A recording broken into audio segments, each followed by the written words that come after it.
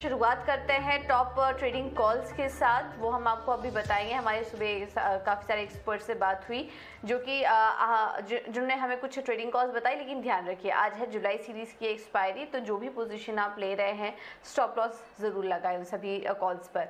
आनंद राठी के कॉल से शुरुआत करते हैं। इन्होंने बाटा इंडिया में खरीदारी करने की राय दी है। 1829 के लेवल्स पर आप यहाँ पर खरीदारी कर सकते हैं।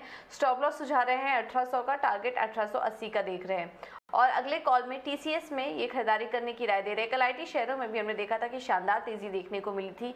यहाँ पर आप खरीदारी करके चल सकते हैं टीसीएस पर 3250 के लेवल्स के लिए, और स्टॉप लॉस होगा 3144 का।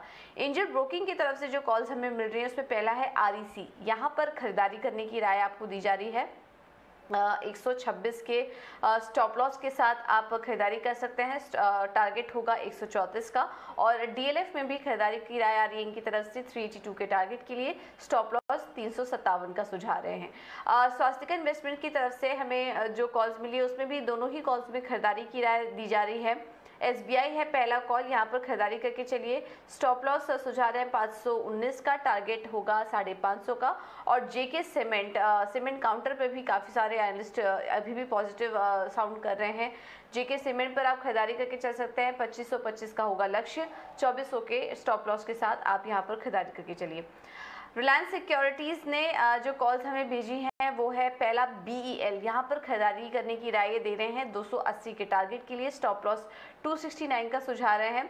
और अगले कॉल में इन्होंने आईसीआईसीआई लोम्बार्ड में खरीदारी करने की राय दी है 1169 के स्टॉप लॉस के साथ।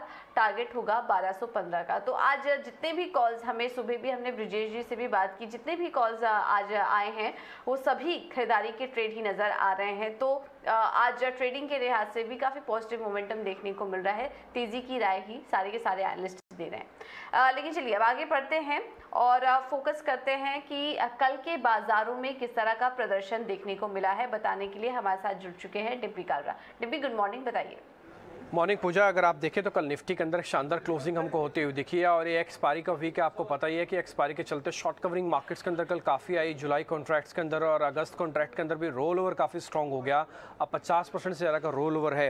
हालांकि आप बैंक निफ्टी देखेंगे, यहाँ पर भी अच्छी रिकवरी आपको देखने को मिली, और ये भी ऑलमोस्ट डे हाइस पे जाके बंद हुआ है। इसमें जो सबसे बड़े दो मेजर कंटेंडर है जिसमें सबसे अच्छी पोजीशनिंग बनी है कल के सेशन में, वो था एक मीडिया सेक्टर, खासकर उसके दो बड़े शेयर जी एंटरटेनमेंट, सन टीवी, और दूसरा है सरकारी बैंकों के अंदर वापस से खरीदारी देखने को मिल रही है। Bank of Baroda, Canara bank जैसे शेयर्स काफ़ी अच्छे कल जाके बंद हुए हैं। आपको मैं जरा टॉप गेनर्स की सूची में भी ले चलता हूं जो कल बाजार के अंदर जिन्होंने काफ़ी हेल्प किया बाजार को ऊपर आने में। और निफ्टी के टॉप गेनर बने सन फार्मा। आपको पता ही है कि कल परसों एक रिपोर्ट भी आई थी, उसके बाद सन फार्मा एलआईसी ने 2% स्टेक काटा, लेकिन उसके बाद भी शेयर गिरा नहीं, बल्कि बैक टू बैक चल रहा है। और ज़्यादातर टेक्निकल एनालिस्ट की कॉल में है ये। एसबीआई भी एक ऐसा ही शेयर है जो कि आपको लिस्ट में आपने शामिल किया। जैसे मैंने आपको बताया कि सरकारी बैंकों में काफ़ी दम है।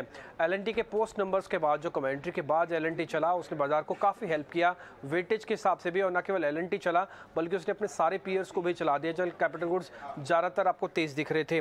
इसके अलावा अगर आप लूजिंग शेयर्स यानी कि कमज़ोर शेयर्स की बात करेंगे तो भारती एयरटेल, ये हमने आपको कल इसलिए भी नोटिस करवाया था क्योंकि जब तक इनकी 5G की बिडिंग प्रोसेस चल रही है तब तक आप टेलीकॉम वाले शेयर से दूर रहें। इसमें अडानी और अंबानी के साथ साथ भारती भी है, लेकिन वो दोनों मिक्स्ड प्लेयर हैं। लेकिन भारतीय सीधा टेलीकॉम प्लेयर है, इसलिए ये कल थोड़ा लूज था। इसके अलावा Bajaj auto, UPL, Bajaj auto के नंबर्स के बाद थोड़ा प्रेशर इसमें आया, और यूपीएल के अंदर भी आपको हल्का प्रेशर देखने को मिल रहा है क्योंकि पता ये लग रहा है कि शायद थोड़ी गैस की सप्लाई दिक्कत आ जाए। अच्छा, 52 वीक हाई में कल आईटीसी ने कल अपना फिर से रंग रूप दिखाया, और आईटीसी बैक टू बैक कल अपने 52 वीक हाई पे वापस पहुंचा है। वीकली हाई के हिसाब से जिनकी परफॉर्मेंस कल काफ़ी अच्छी रही और पूरे वीक में जिन्होंने काफ़ी अच्छा परफॉर्मेंस किया, उसमें इंडसइंड बैंक था, और साथ ही साथ अल्ट्राटेक और ग्रासिम। ध्यान रखा जाए कि सीमेंट के अंदर रोल ओवर भी काफ़ी अच्छा जा रहा है। हमने अगली सीरीज़ के अंदर आपको अच्छा रोल ओवर के आंकड़े भी आपके सामने रखे हैं। हाई वॉल्यूम में कल क्योंकि मारुति के नंबर्स आए तो इसलिए मारुति के अंदर हाई वॉल्यूम बन गया, और साथ ही एलएनटी के अंदर भी क्योंकि एक्स्ट्राऑर्डिनरी मूव था और कल एलएनटी भी हाई वॉल्यूम की कैटेगरी में चला गया बड़े शेयर्स के अंदर। ट्रेंडिंग शेयर्स, कल लॉरस लैब के नंबर्स आए, और लॉरस लैब के नंबर आने के बाद न केवल उसने 500 किया बल्कि 500 के ऊपर शॉर्ट कवरिंग भी दिखाई, और वो कल डेज हाई पे जाके बंद हुआ है। इसके अलावा जोमेटो के अंदर भी कल पुल बैक देखने को मिला। डॉक्टर लाल पैथ के नंबर्स आज हैं, ठीक नंबर से पहले उस शेयर के अंदर तेजी आई है। पीवीआर का ब्रेकआउट हुआ, रेमको सीमेंट फिर से मैंने आपको बताया कि सीमेंट के अंदर जो रोल ओवर स्ट्रॉन्ग हुआ है उसका बेनिफिट मिला है। इसके अलावा आज जिन चीज़ों पर ज़्यादा ध्यान रखना है, एक तो फेड के बाद का जो आउटकम है, मार्केट आज गैप करेगा और इस गैप में आपको फिर से शॉर्ट कवरिंग देखने को मिल सकती है। स्पेशली स्टील कंपनीज पे आप ध्यान रखिएगा क्योंकि यहाँ पे लास्ट मोमेंट पे कुछ बाइंग देखने को मिलेगी। इसके अलावा आज वीकली मंथली एक्सपायरी भी है। अभी तक का रोल ओवर का डाटा ये कहता है कि 56% का निफ्टी पे और करीब 50% का बैंक निफ्टी पे रोल ओवर है। सीमेंट के अंदर अच्छा रोल ओवर इस बार हो रहा है और साथ ही साथ अगर आप देखें बैंक्स में अच्छा रोल ओवर है। जहाँ पे रोल ओवर कम है वो है ऑटो, जहाँ पे रोल ओवर थोड़ा कम है वो है थोड़ा एफएमसीजी। तो इस सेक्टर से अभी आप थोड़ा दूर रह सकते हैं। ये मार्केट का हाल था कल का। ऑलराइट, बहुत शुक्रिया डिम्पी आपका ये सारी जानकारी देने के लिए। तो ये आज का कल का एक्शन भी हम आपके सामने रख रहे थे। काफ़ी सारा निफ्टी में भी, निफ्टी इंडेक्स में भी काफ़ी ज़्यादा एक्शन देखने को मिला और ट्रेंडिंग शेयर्स भी हमने आपको बताया। साथ ही साथ आज बाजार किस तरह की चाल दिखा सकता है, कहाँ पर आपको नज़र रखनी है, ये भी हमने आपको बताया। तो उसका एक क्विक रिकैप आपको दिया।